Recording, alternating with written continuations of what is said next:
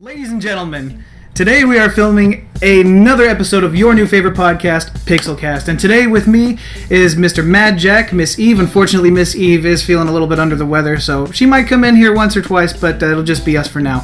Today we have a very special guest. If you guys are unfamiliar with the show, it's on Facebook. If you're in the San Antonio area, he is on your radio. Mr. David Gremillion. How you doing, Mr. Gremillion? Hey, how's it going out that way? It's going pretty good. So we, first of all, thank you so freaking much for being on our show. You have no idea what it means to us. You said the check will clear, right? Well, did I say that? Wait, how come he's getting paid? Wait, I'm not either. I don't know what you're talking about. Okay, so we're gonna run over a couple things, just to let you guys know.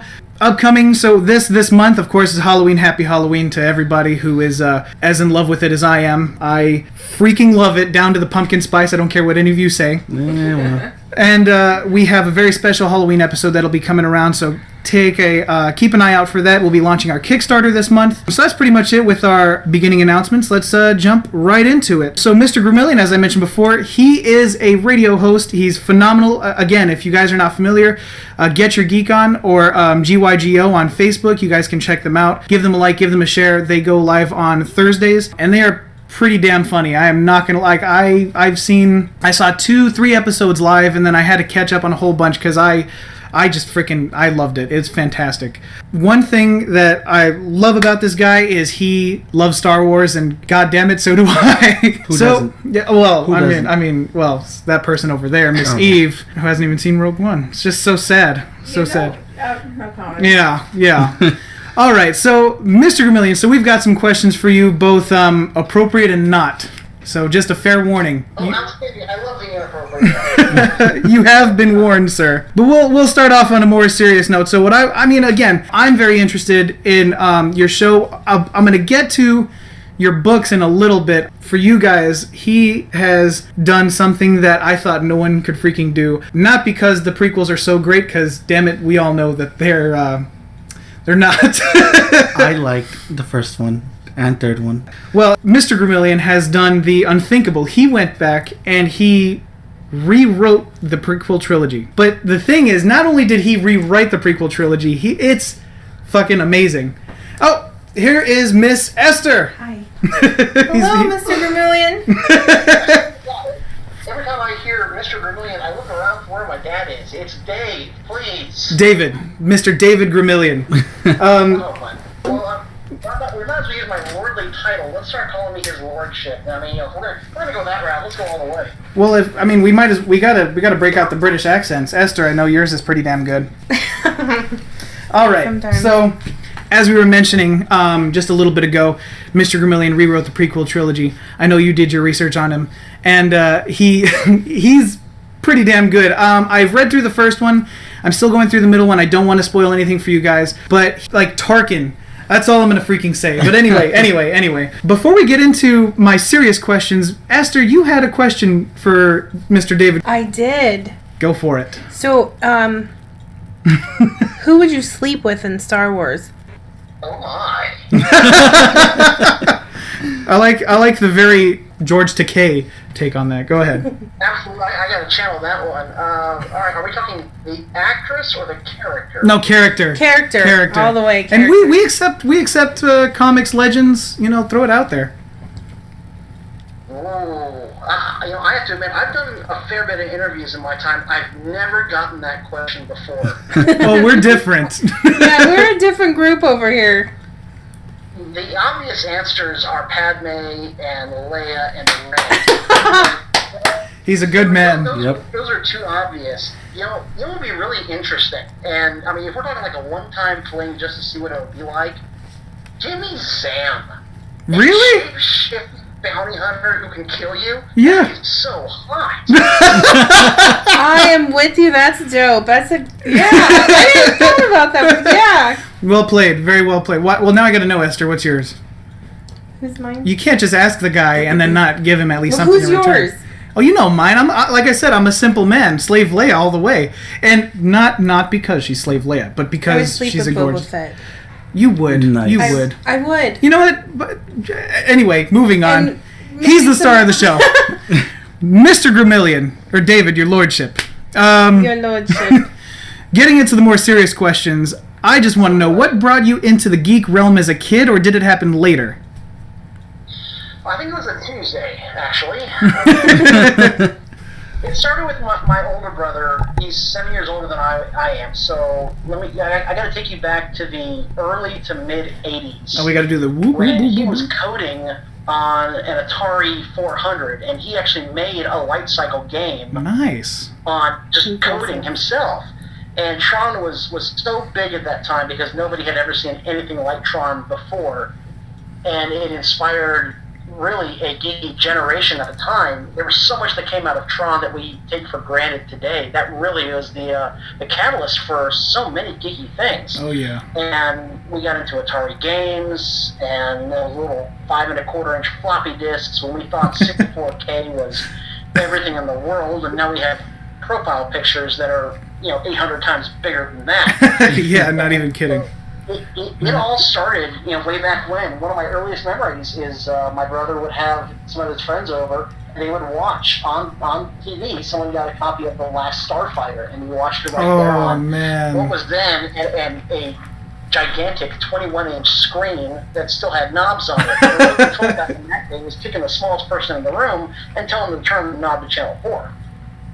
Good Lord. Well, we've come so far. Because we have. I know. Now I feel bad because whenever I go to the theaters, I'm like, damn it, all they have left is a 3D showing. I'm like, I feel like an asshole. Oh, man.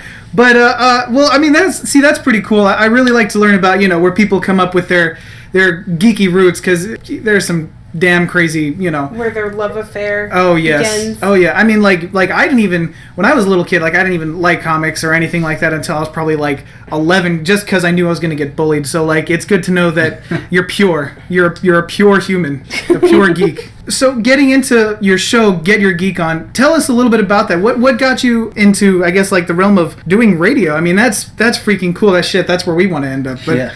I mean, you're doing it. And what got you there? How did you feel about it? Well, let me tell you, I'll never go into radio because I don't want the competition, okay? I'm kind of on my own right now. I like it that way, so... Yeah, well, I mean, you're doing pretty good. It started the same way that a lot of people start. This was just a podcast in my living room back around 2013, 2014. But through that podcast, I was able to talk to Jake Lloyd, James Arnold Taylor, Vanessa Marshall, Pam Rose, Tim Rose, Jeremy Bullock, and so on. And I closed down the podcast due to creative differences, to quote Kathleen Kennedy's turn of phrase. Really? And it went dormant for a year or so. And then I kind of got in a low spot where I wasn't really happy. I'm really very happy when I'm doing the show. Oh, yeah, you can see it. Not necessarily doing all the prep work for the show, but when I get behind the mic, I really enjoyed it. So I decided, I don't want to go back and just do another podcast. There are hundreds of podcasts and YouTubers, and they're all over the place. I wanted to do something different. So I reached out to 3 different radio stations here in San Antonio, and 9:30 a.m. KLUP was the one that gave me the best offer and the best time slot and support and that sort of thing. So I said, all right, well, you know what? Let's experiment with it. Let's give it a shot and see how it goes. And we haven't looked back since. In July alone, we had 17,000 Facebook viewers. Wow. Just for what we did in studio. That doesn't include when we do movie reviews at courtesy of the Alamo Draft House, when we cover special events for geeky nonprofit groups. Just 17,000 just for what we do in the studio. Good Lord, man! And again, you are making it happen, man. You're she dropped Darth Vader's head. Oh, man!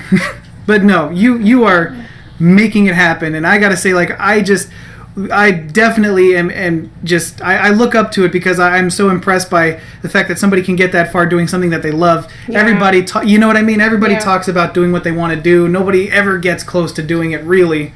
And you're doing it, man. So my next question for you is what really inspired you? What part of it made you like really think like, you know what, I gotta get out there. I need to share my opinions. I gotta, what? I mean, was it just like the geek fire we all share, or was it something different? Well, most of it is realizing that all of my opinions are right, and they always have been. Well, shit, mine too. That's how Josh thinks. I don't know what you're talking about. Really what happened was that I'm sitting in my car on a weekend. I think it was a Sunday, and I'm flipping through AM radio. I don't listen to FM anymore because I have Pandora, I have Spotify, I'm good there. But I'm flipping through the AM, and I hear gardening shows and how to manage your annuity, like we all have annuities. Yeah. And how to change the oil in your car and that sort of thing. I'm like, how come we don't have something for people like us? All of the top grossing box office movies, geeky. All the merchandise out there. I mean, you can't swing a dead cat without seeing somebody wearing a Captain America T-shirt or yes. I mean, they're in their Iron Man cufflinks on Wall Street, for God's sake. So oh yeah. If it's so big, it's got to be on the radio, and that's really what it kind of hit me. It was like, all right, let's kick this off and let's see what we can really make out of it, because it really is. And I say this in the intro of every show since the first show. And I firmly believe it. I don't say anything that I don't believe. I firmly believe that geek is mainstream. It's not what it was 20 or 30 years ago. It is so very in right now. It's cool to be a geek. Everybody loves to be a geek. If we didn't, then Geek wouldn't be cranking out $300 million in revenue a year. This is the time to be geek, and the geeks should inherit talk radio. Man. Exactly. Well, I mean, I completely freaking agree, and it's crazy because honestly, the only thing I got to disagree with you with is I think it was, I mean, probably even less than 20 years ago, because when I was a kid, I mean, like I said, we kids used to get made fun of on a freaking daily. I remember one kid had a Spider-Man comic, and like he was a leper. Everyone just beat the crap out of that kid, and I was like, I don't like Spider-Man.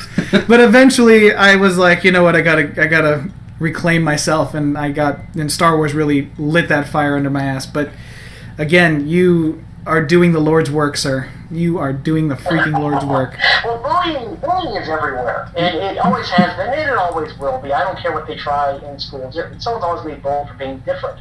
And the good news is that now in high schools all over the place, you're seeing Spider-Man T-shirts. Yes. And you're seeing Black Widow ball caps and things like that. So it is more generally accepted. Now, if you go up to a bunch of football players and you start quoting about what happened in Action Comics number 897 and why you think that Superman should have dodged to the right instead of left because he actually favors his right more than his left, which is shown in Comics number 547, which was a crossover, of course you're gonna get picked on. But it's really way more accepted than it was back in the 80s and 90s.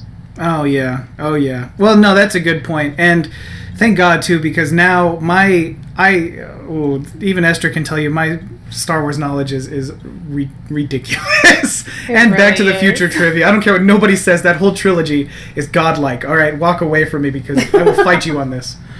But no, okay. But I and again, I gotta say you're doing amazing. I mean, you don't need my validation for that, but you are doing amazing. I hope these guys, you ladies and gentlemen out there in the internetverse, please check this guy out. He's phenomenal. All right, so moving on with our questions. I gotta know, what is your favorite fandom? Like your number one, all in, no questions asked favorite fandom?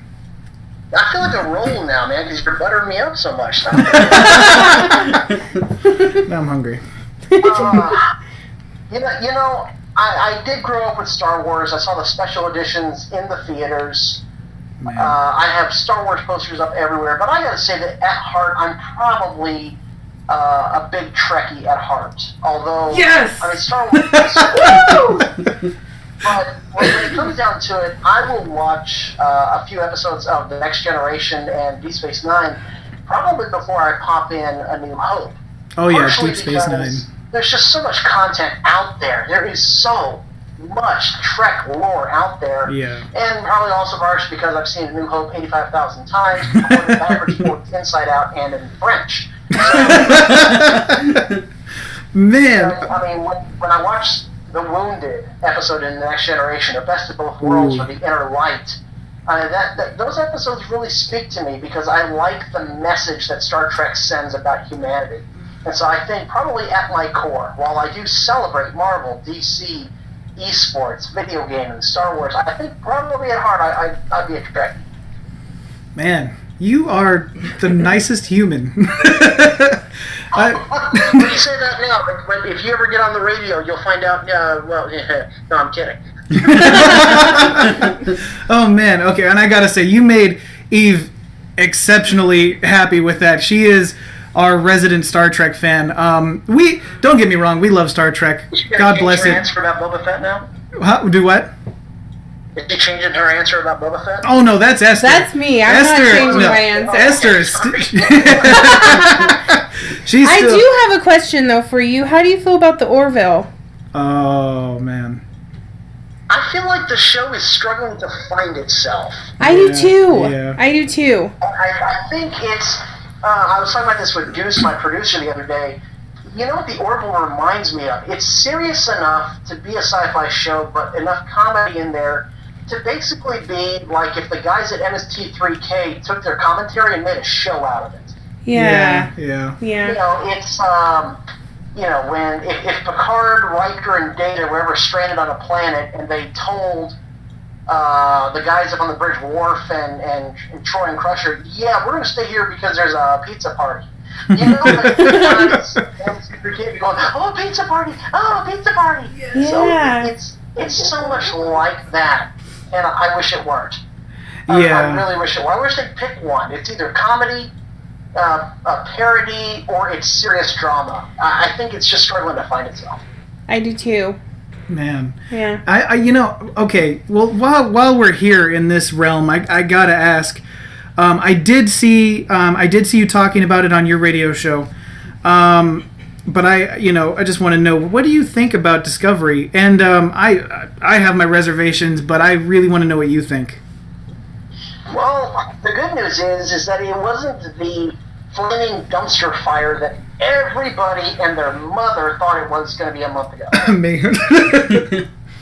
I mean, nobody liked the ship design, nobody liked the uniforms, nobody liked that it wasn't a captain who was the main character. Right. Nobody liked anything about this show a month ago. And now, it's actually not that bad. I've only seen the first 2 episodes because I'm not signing up for all access. I'm not. Yeah, you mentioned that before. I'll binge watch during my free week and then cancel. On them. But the first 2 episodes were actually pretty reasonably decent. I had a few issues with it, but I mean, come on, nothing's perfect. So true. I probably gave it like around a 7.5 out of 10. I thought it was an all right. Man, okay, that's pretty solid. I mean, you're definitely more generous than I am. I mean, I actually, one thing you mentioned on your show, which I really took issue with myself, was the holograms, and like it's, And so talk to us a little bit about that. Holographic technology did not exist at all in the Kirk Spock age. Exactly. And it was only on the holodeck in the Picard era, which was the Next Generation. And it only really showed up around the 4th or 5th season of Deep Space Nine. And even then, it was just somebody who materialized right in front of you. And to be honest, I kind of questioned why they had it at all. It didn't make a lot of sense to me. Yeah. And now here we are, almost 100 years before Deep Space Nine, and not only do we have walking, talking holograms, but they can gesture, point, and sit on furniture. Like the furniture there. Guys, I gotta wonder, what happened in that 100 years to where and they even said it. They said that the Shenzhou was an older ship. Yeah. I'm like, so what is Kirk's ship? Well, I mean, it's the flagship of the Federation at the time, and it doesn't have any of this wonderful technology. Now, I don't mind a ship looking clean and sleek, and of course having some pretty great graphics. It is 2017. I'm willing to accept that they're not going to make the show look like 1966. I'm good with that. Yeah. But I'm not good with introducing this new, marvelous, wonderful technology 100 years before it was seen again. Star Wars. Yeah. I know the feeling. I really know the feeling. That was my... Wait until we get to the prequels. Oh my god. Look. I don't want to be that guy. The prequels, George Lucas, he did a good job. He did a great job, by himself, which was a mistake, definitely. But one thing that bugged me is the fact that these X-Wings, they've got boxy X-Wings with very dated technology on the inside, but that's like the charm. That's the Star Wars charm.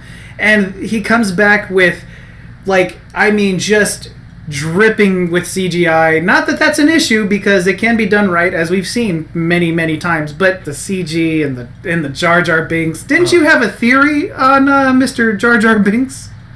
I swear to God, man, I was half drunk, but I can't remember. It's when the best theories are. Let's hear it. I have proof. There's a Facebook note on my account dated about 6 months before this thing became a theory, and I published this note about how Jar Jar Binks, it was too coincidental that everything happened to revolve around Jar Jar when the Jedi land on the other side of the planet from the Naboo capital. Well, how are they going to get there? Oh, wow, mysteriously enough, Jar Jar just happens to be there and just happens to know a way through. Mm-hmm. I mean, it's...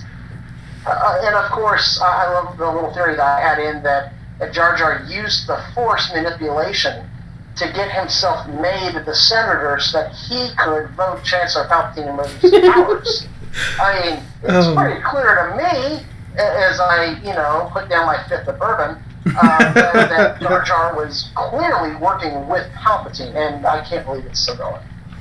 No, it's gonna keep going, because I feel like it's the only way you can make such an unlikable character, sort of likable. I don't know. I'm going to share with you another note. I actually did write a Jar Jar short story that made him likable. No kidding. Useful and kind, compassionate, and courageous at the same time. I'll share it with you another time. Oh my goodness, ladies and freaking gentlemen. I believe he probably did it, because I've read Awakening. It's freaking amazing, and if he can make the Phantom Menace into something that he made it into, I really freaking want to see what he did to Jar Jar Binks, because I'm not even kidding. I dog on that guy on a freaking daily basis. I hate Jar Jar so freaking much. It's palpable. Oh, I hate him so much. So you're doing a service to that guy, I'll tell you that much. Moving on a little bit before I go up further on my hate train. I gotta know, we're talking about your writing. Are you writing anything currently? I'm not. The show takes up about 20 or 30 hours a week of time to produce each week. And it's trying to find guests and trying to land sponsors and interviews and checking out the advertisements and putting show notes together and so on and so forth. I mean, it's almost a full-time job in and of itself, so I had to put the writing on the back burner. I had a science fiction story about using wormholes for space travel, and I had another fantasy story about a world that had never experienced music before, ever. See, that sounds original. That's interesting. One girl actually learns how to hum and then sing, and how it changes everything. And I had a horror story that I was almost finished with. I wasn't keen on the ending, and so I kind of put it down, but it was about a haunted children's hospital in West Virginia. And it was plenty creepy. There's a lot you can do with coal dust and cockroaches and creepy stuff like that. So, but I haven't actually written anything in quite a while, unfortunately. Man, okay, well, I mean, you definitely got to let us know whenever anything drops, because it's pretty fucking good. I'm just saying. We'll finish the trilogy, and then you'll like try to find someone to commission me to write something, because by the time you get to the end of the third novel, to episode 3, I've had people tell me that they were in tears when the trilogy was over. What? Spoiler alert! I kill everybody. Oh. Man. Everybody has to die. Hello. Well, yeah, of course. That's what Go ahead. I don't know if Josh told you, but he writes too, and we kind of go out. I write a little bit. Well, we write nothing together. published. Yeah, well. Nothing published, but I told him, I'm like, you have to You have to kill people sometimes because he doesn't like to. Most of them die. Just not my main character. But they're not always shocking. Sometimes you have to shock. We'll get there. This is his show, Esther. It took me 6 years to write these novels. To write 3 novels. On average, 2 years for a novel. So I spent, on average, 4 years building up Anakin, making him a really nice guy, a little conflicted. He's got some issues, but he's still a really likable guy. How does he feel about Sand? You have Keon, you have Obi-Wan. I'm building all these characters up. And then in episode 3, 1 page at a time, I start to just unravel everything and tear them down. That's good. And there was one point in Hunted, and I'm not going to say when because I want you to go read it, but there was one point where I killed off a character, and when I did it, I just stared at the screen for maybe about a minute, and then I just closed the laptop and walked away. Oh my God. That's brutal. Yeah. That's freaking brutal. Okay, all right. Well, you've already sold me before. Now I'm just geeking really hard. I got it. Like I said, I mean, and you got to know, the reason why I'm so excited about your books is because, like Star Wars is my #1 hands down fandom. I love it. I mean, like Esther could tell you, I would kill for the freaking franchise. For him. But I'm not gonna lie. Like sometimes it got a little stale for a little bit. But your books totally revitalized that, I gotta say. And I don't know, like I tried rewatching the movies and like they're, like the original ones, the prequels, not the original trilogy. And I wish you need to direct something, Mr. Gremillion.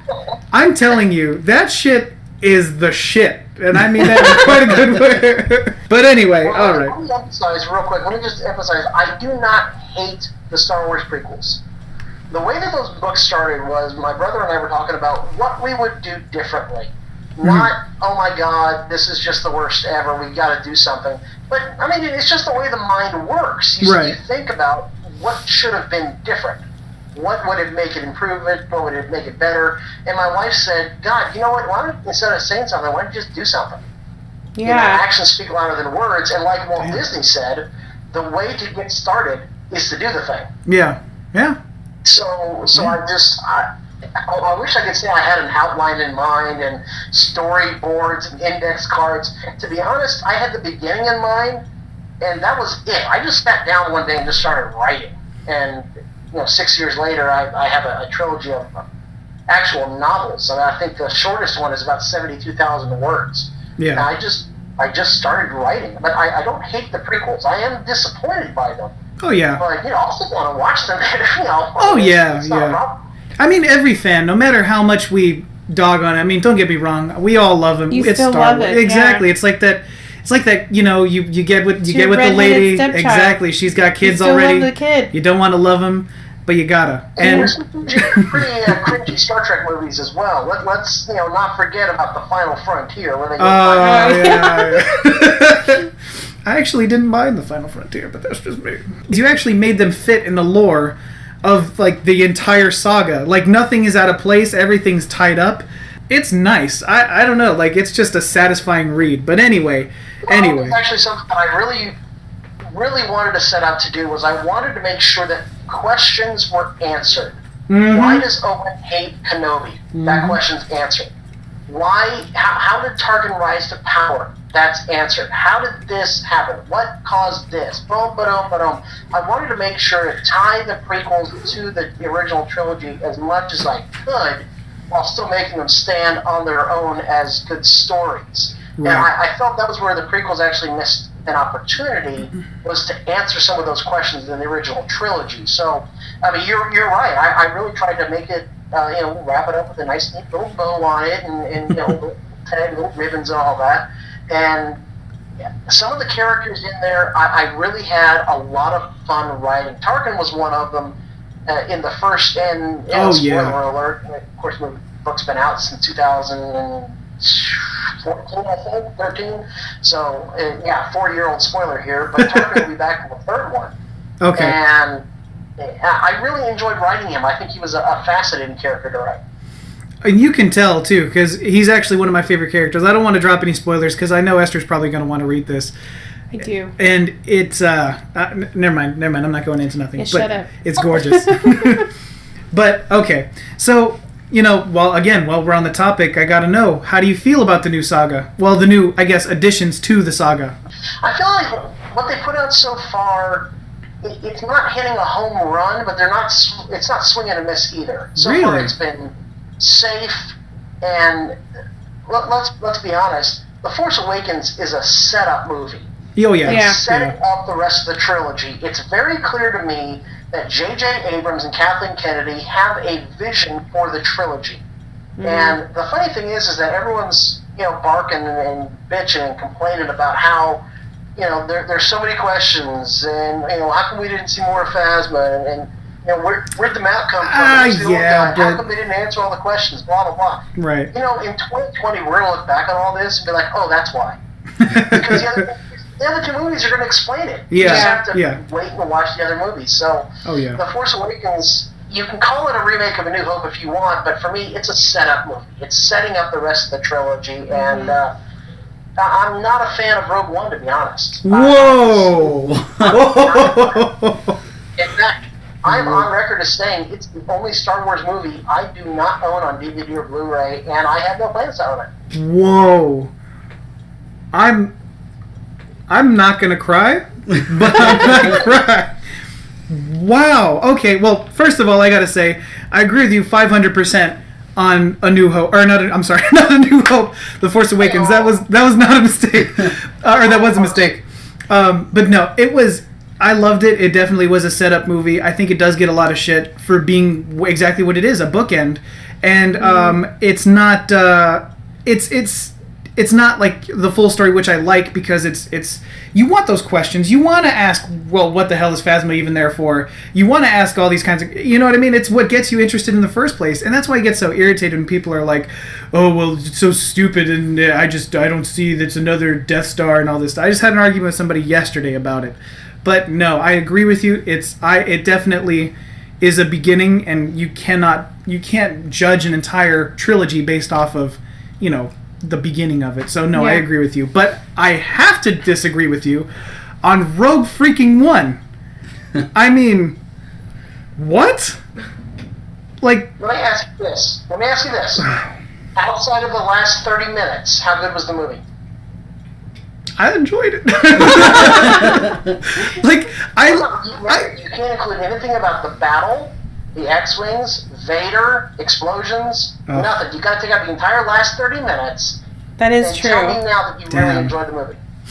I'm not gonna say no. You're gonna go rewatch it. That's what you're gonna do. I know.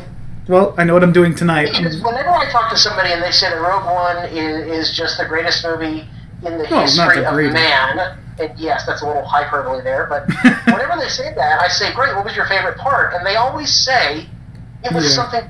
They always did something that we've seen before. Oh man, it was really cool seeing Red and Gold Leader in there. Oh, it was really cool seeing Vader. It was really cool seeing Leia and Tarkin and the AT. They're not really AT-ATs. You know what I mean? Right. Yeah. With the big orange signs. It's all signs. stuff we've seen before. That was their favorite part. None of the new stuff, with the exception of maybe the blind, kind of, sort of, not really Jedi. But other than that, none of that new stuff ever made an impression on people that love this movie. Nobody, I've yet to hear anybody say that Saw Gerrera was their favorite part of the movie. That was a little weird. Their favorite scene involved Jyn Erso. It's all the stuff at the end they love that they've seen before, 55,000 times. I mean, okay, I will agree with you, but I loved Krennic. I really did. I thought he was... to me, I don't know. Like, I just really enjoyed him as a bad guy. I don't know. Like, I mean, a lot of people tell me, he was kind of whiny and stuff. But, like, the dude was half responsible for one of the largest things in the galaxy existing. And he just got, like, his shit rocked by Vader. I don't know. Like, it just... I love Krennic. He gets no love. I don't understand. Why do I love for Krennic? Because he's a dick. You're a dick. I'll say this: he and Jyn Erso have a lot in common, and what I mean is they're both bland, flat, two-dimensionals, have no background and no motivation for anything. I'm not gonna cry. I'm telling myself now I'm not going to cry. Well, seriously, you tell me what Krennic was hoping to accomplish when the Death Star was completed. What was going to happen then? Yeah. For him, personally. Okay, I'm not... You're right. Okay. But it hurts. It hurts a lot. See, but this is what Star Wars is, though. Star Wars is blind faith. That's true. It is. Disorder, not really Jedi. Yeah. You have to go in saying, this guy is the bad guy. Why? Doesn't matter. He just is. Mm-hmm. Yeah. You have to go into it knowing this lady, Jyn Erso, is the good girl. Why? She just is. Yeah, which is a lot of Star Wars. That on blind faith, and that's what kills it for me, is that you never know anything about these characters. One of the things I loved, and I may get a lot of flack for this, but I watched the Red Letter Media prequel takes. They're lovely really? Critics. And they made a point, and I'm sure they were staged and they used people that they knew and it was scripted. Right. But they have a point, and they said, in The Phantom Menace, describe Padme Amidala without saying her title or how she looked. Ooh. You have to use character traits to describe Padme Amidala. And nobody could. But if you were to describe Han Solo, rogue, scoundrel, smuggler, charming, devilishly handsome, bad boy, you can do that. Yeah. And it's the same thing with Rogue One. If you could describe Jyn Erso without saying what she looks like or what action she takes in the movie, probably the only thing you can come up with is that she has daddy issues. Damn it, you're right. She was abandoned. All right. Fair. That is very... We're disillusion anyone, so maybe we should just press on. I'm not, like I said, I'm not crying. I definitely respect the hell out of you, so I respect your opinion, even if it's wrong. But anyway, continuing on, I got just a few more questions. One thing that you mentioned a lot is actually your that you like to game. I got to know, what do you play? Well, right now, for fun, and to actually, believe it or not, I find it a little therapeutic, I play Grand Theft Auto 5, and what I do is I hijack a dump truck. It has to be a specific recycling dump truck. It has to be that one, because that one can take the hits from the cops and keep on going. It also gets a decent amount of speed, and then I get on the highways. I don't go in the cities, I go on the highways, and I run people off the road. I can see how that'd be therapeutic. Me too. It's amazingly therapeutic to cause a head-on collision. I don't know why, but it is. Yeah. No, we're I'm currently also playing Witcher 3. Ooh, nice. And for funsies, I'm playing some Elite Dangerous, and I'm also playing StarCraft 2 when I get bored. Nice. No Fallout in there? Not all the time. I wish I did. Oh, okay, all right. Well, I was worried you were going to be like, Fallout's terrible, because I love Fallout. No, okay. But the other thing, too, is, I mean, you mentioned a lot, about the, do you do any competitive gaming at all? Like, just, I mean, like, of the tournaments and stuff around you or anything like that? Back in the day, I did. I was actually pretty good on the Nintendo and the Super Nintendo. In fact, I made 4th in a regional tournament that they held down here in San Antonio, and if I'd been a little better at Ninja Gaiden, I would have gotten 3rd and moved on to the, I think it was the state level was next or something like that. Damn. So I wasn't half bad back in the day. Nowadays, I will watch esports, but there's no way I would ever participate beyond a casual level, because those guys are way better than I am. Oh, when you man. get in your 30s, your gaming days are done. there's no way. My reflexes aren't that fast anymore. Plus, I've been out of the game for a while. I mean, it'd be like asking a professional football player 5 years after he retires to come back and play again. I mean, yeah, no, that makes sense. Yeah, I have mad respect. Some of these guys can do up to 7 to 10 actions per second.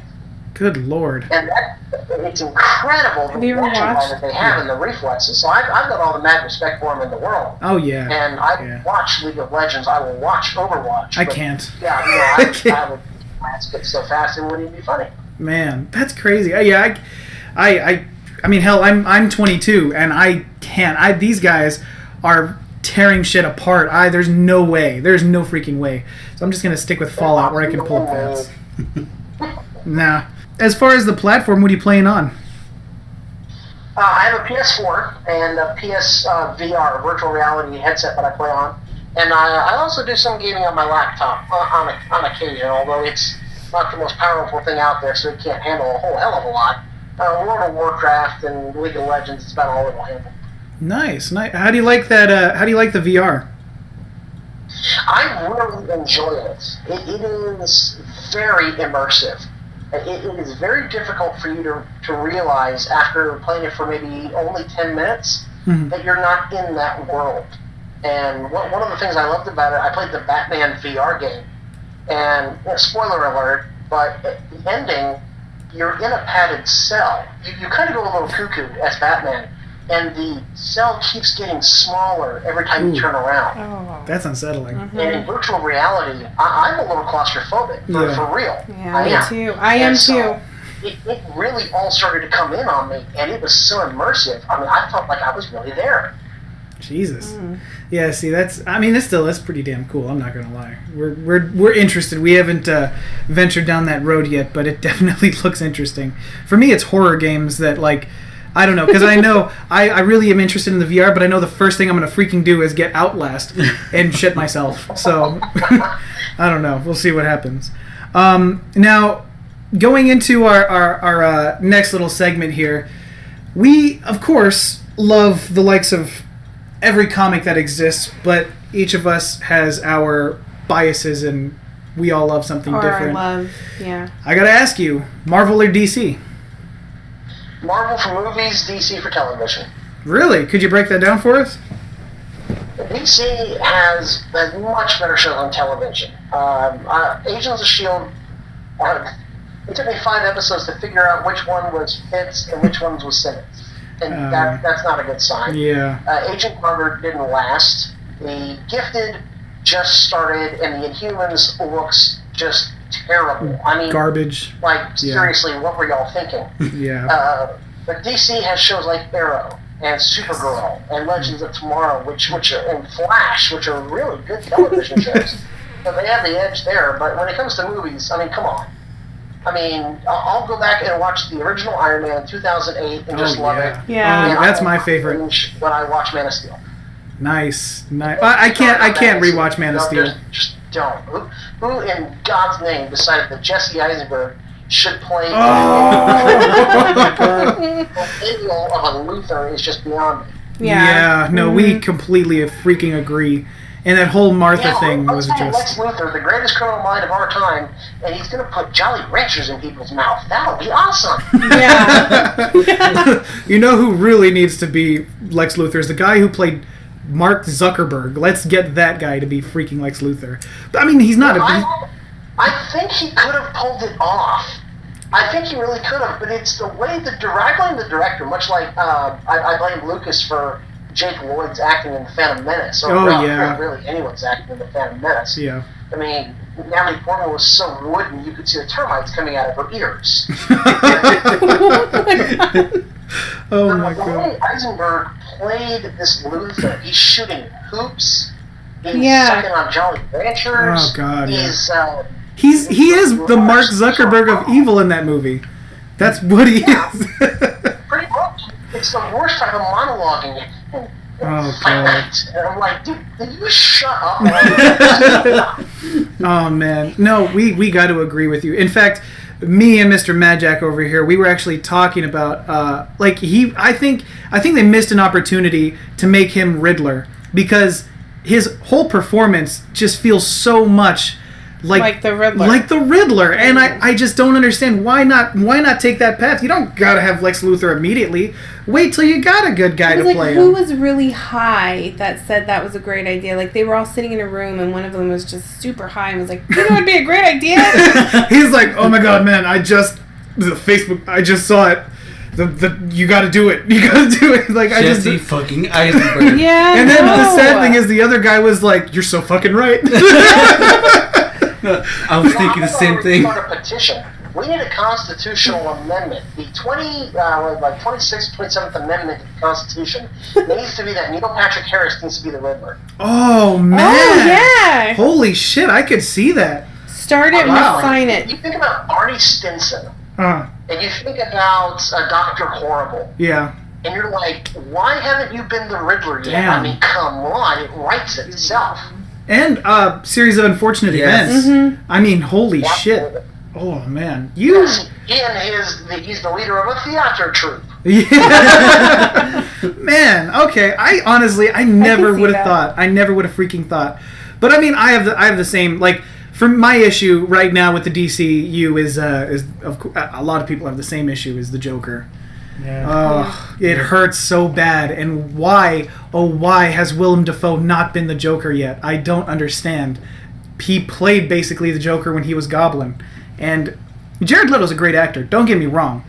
He's a great guy, makes great music, but I think I really feel like the director gave him no free room, and I'm curious, like, how did you feel about seeing that Joker on screen, that weird thug owns a nightclub Joker? There wasn't a Joker in Suicide Squad. Best No, I'm answer. serious. There was a guy who dressed up kind of like the Joker and That is was true. kind of your typical run-of-the-mill psychopath, but that was not the Joker. There was nothing Joker about him Exactly. other than the looks. Barely the looks, honestly. I mean, Yeah. a lot of people are like, oh, he's got the likeness of the animated series, and I did not see, and some people were even saying that he looked a lot like the new 52, and I don't see it at all. And I would be so happy. I don't even care at this point if they can just make a CG freaking Joker and put Mark Hamill at the voice of that guy. I will cry and die happy, because at this point, I mean, we're and you can't compare. I mean, you really can't compare Heath Ledger, Jack Nicholson, and I always forget his name from the original 1960s. I feel terrible because Cesar Romero. Yes, Cesar Romero. But and they're all different Jokers. They all have very different ways of portraying him. But this one, it was nothing. This was not even close. This guy, again, he owned a nightclub. The Joker, who bombs a shotgun, steals a truck. That's how he does shit. He gets gunpowder, and like he says in The Dark Knight, because it's cheap. You know what I mean? He doesn't own a sports car and Has a gold grill. Oh God! Yeah. Gets into a fight with, or starts mad dogging thugs with his stripper Harley Quinn wife is right there. Like, what the hell? And it hurts. Here's the thing when it comes to the Joker. You cannot make the Joker a side character. Right. That is the greatest mistake Suicide Squad made. True. You cannot have the Joker as a side character. He's either not in there at all, or he is the focus of the film. And that was the greatest mistake they made with that movie. Yeah. Well, okay, it was one of many great mistakes they made. Slipknot. With that movie. Yeah. Oh. But you can't do it. I mean, he's in there for like maybe a whopping 10 minutes total of screen time, and most of that was just backstory for Harley Quinn that didn't really contribute to anything other than we get it. She loves him. And that's the other thing. I get that. But it's too much. I mean, like, it's not. I don't know. What I felt the main problem with that whole dynamic was when you watch the animated series, when you read the comics, I don't think he really loves her. I just think he loves her loyalty, and I think he loves the fact that she's disposable, and at any moment he can send her off to do whatever he needs. He knows it's going to get done. I think that's really it. Don't get me wrong, he shows affection for her every once in a while, but she's just a henchman, a really damn good henchman, and I feel like this movie was borderline romantic. It pissed me off. I was like, what the? I mean, she's in love with him. We get that. But he would not jump into that vet after her. Let's be real. He'd walk away. She'd crawl out, go right back to him, and they'd move on or whatever. But I don't know. That's just me. I do agree with that, especially the part about the vat. The Joker does have narcissistic tendencies. Yes. So keeping her around feeds his ego when she keeps coming on to him over and over again. True. And you're right, she's an effective henchman, so she serves as a distraction for Batman, for the Joker to finish off whatever devious plot he's working on. He uses her to feed his ego, and he uses her against the Batman. That's really the extent of it. So you're right. There are no romantic tendencies. I mean, they've made Whoopi. Yeah,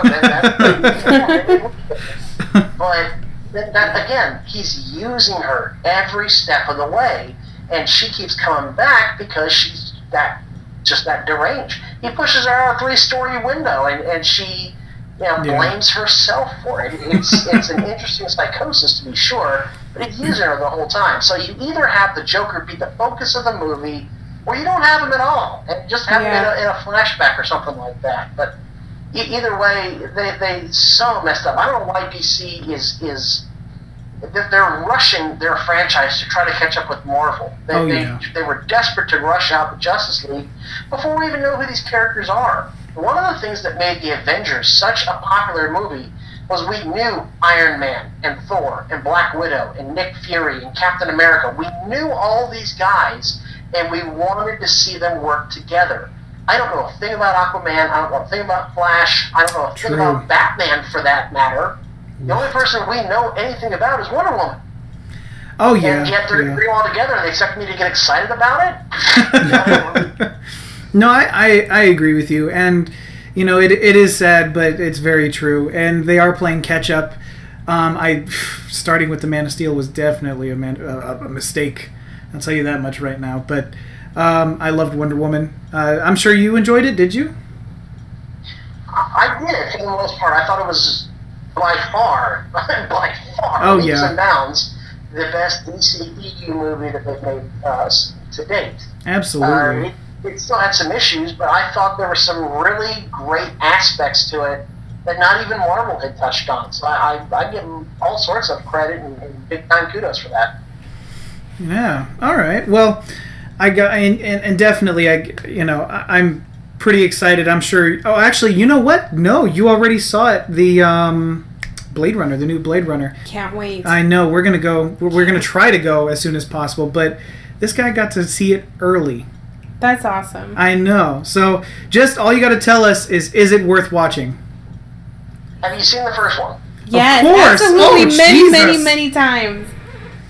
Then yes, you will absolutely adore this movie. Yes. Okay. Love it. I love it. Freaking gonna go. The visuals are stunning. The soundtrack is very same to when Vonnegut did the original Blade Runner movie. Awesome. You're going to see a lot of similarities. You're going to see a lot of characters back. Yeah. Dope. Okay. In a sense, and you're going to really, really, really love the twists and turns. It's really a very well put together, true science fiction film. Cool. Man, okay. Way to build it up. I'm excited. Man, okay. But of course, you saw that already because you've already seen my review that I did on Facebook.com/GYGO Radio. That's right. That's right. It was. Now, if you are interested in seeing the review before the movie comes out, go to his Facebook page. He's got the whole thing there. It's interesting. Spoiler free. And I'm a little biased because I love the original Blade Runner. Me too. And And I know I already know I'm gonna love it. It's the same shit with Star Wars. I know I'm gonna like whatever comes out because I'm a maniac. But I'm excited to see it. Go see his review. Spoiler free is the best part. All right, so Mr. Gremillion, unfortunately, we do have to wrap this up. Our time is coming to an end. That's pretty meta. But other than that. I gotta say, thank you so much for coming in. Unfortunately, we won't be able to get to the Star Wars trivia game. We did have that planned today, perhaps another time, maybe? Yeah, we'll just say I won and just move on. Oh, that's not gonna happen. Oh, man. Okay. But in place of that, Mr. Gremillion, could you please give us your best Palpatine voice? Okay. You got to do it. That's the second question tonight that I've gotten from y'all that I've never gotten from anyone else. Okay, all right. Let me think about this. Do you need intro music? Okay, all right. I got this. It's going to be terrible, but here goes anyway. Got to do it. I'm looking forward to completing your training. In time, you will call me Master. Ooh, nice. Take a bow, sir. I'm bowing the phone. There you go. Excellent. I don't know. What's the next line? Come on. Huh? What's the next line? Honestly, I can't remember. It just sounded good. I would want so much sugar right there. The next line is Luke says, "You're gravely mistaken." And Palpatine says, "Oh no, my young apprentice. I believe you'll find that it is you who are mistaken about a great many things." Damn. That's not bad. You win. Yeah, Josh, you yeah, win. no, You win. I totally relinquish. You win. Man, okay, well freaking done. And that Luke wasn't bad either, actually. Okay. All right, well, again, Thank you were awesome. Thank you so much for coming onto the show. Let them know what you've got going on, what you've got coming out, anything you want them to see or hear. Well, this month is going to be Halloween month for Get Your Geek On, and we're going to be interviewing some San Antonio types that are organizing some October Halloween Comic-Cons and whatnot that'll be coming on. Nice. We just got done talking last week, or week before last, we talked to the Chief Operations Officer for Optic Gaming about their Overwatch League team. You guys need to start paying attention to Overwatch if you're not already. This league is going to be huge. By this time next year, everyone's going to be talking about the Overwatch League. Nice. And we'll have that coming up. I can't talk about that yet. Ooh. I can't talk about that yet either. And I am chasing down a few guests. I've got a couple of leads and whatnot, but I don't want to spoil anything just yet. So keep tuned to the Facebook page and we'll get there. Absolutely, and of course we will. I can't talk. Of course, I'll put the link to your Facebook page right there in the description. Ladies and gentlemen of the internet, you can go and you can check that out. Give them a like, give them a share, watch their show on Thursdays. It's fantastic. Again, if you guys, these guys touch everything geeky. It's fantastic. I mean, they reviewed actually pretty much everything that we talked about today. But I love these guys' views. They're great. Please check them out. Just to let everybody out there know, we do have t-shirts coming out soon, and we do have a surprise giveaway coming up soon. Also, on a side note, Mr. Gremillion, I actually won a giveaway from your show, and I'm pretty freaking excited. I got the vinyl pups. There's a Snoke and a BB9. And let's preface this by saying that this was done before you asked me to come on the show. So it was, yeah.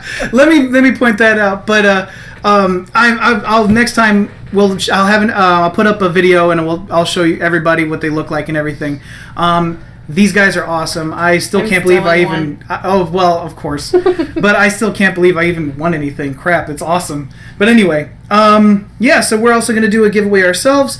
We're not going to tell you what it is just yet. The other thing, too, is keep an eye out for... we're going to do our bad movie talk through, which is going to be the 1979 Captain America. And that's going to be pretty fun. Yeah. God. We're gonna try to get Miss Esther on board. This is something that I've been wanting to do for a while, and I like bad movies. So do I. Also, just putting this out there, one thing I like to do every time we do a comic talk, I like to mention any comics that anybody's interested in. Mr. MadJack, do you have any you'd like to tell anybody about? Mine is always the Five Nightmares. Five Nightmares? Invincible Iron Man. It's really good. Yeah, you mentioned that one. That's really good. Okay. Miss Esther, any from you? No? She's a classier lady. She's more of a novel type person, which I respect the hell out of. I definitely got to tell everybody, and I'm so surprised not many people have read this, and it's kind of soul crushing. But if you haven't read The Dark Knight Returns, then your life is not complete. And again, a ridiculous amount of people that I know have not read this. Please God, go read this. Do yourself a favor. Geez, what are you even doing with your life? Anyway, moving on. Again, thank you, Mr. Gremillion. You have been an amazing addition to the show today. We are really glad that you were able to come and join us. Again, thank you. Yeah, thank you. You bet, guys. It was great being on, and I look forward to hearing more from you all in the future. All right. Mm-hmm. And again, he is with Get Your Geek On. You can find him on Facebook. We'll have the link down below.